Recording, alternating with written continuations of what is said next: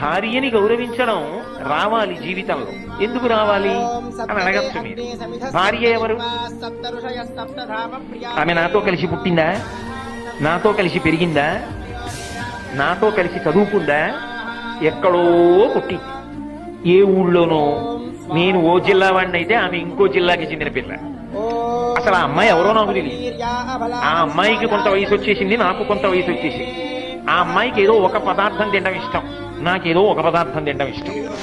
కానీ ఈయన భర్త అని నేను ఆమె మెడలో 3 గుండ్లు వేయగానే ఆమె తన ఇంటి పేరు వదిలేసింది, వంశం వదిలేసింది, తన ఊరు వదిలేసింది, తల్లిదండ్రుల్ని వదిలిపెట్టేసింది, తోబుట్టువులను వదిలిపెట్టేసింది, స్నేహితులను వదిలిపెట్టేసింది.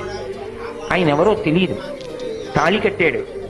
ఆయన తోడిదే జీవితమని చిటికిన వేలు పట్టుకుని ఊరు కాని ఊరు వచ్చింది.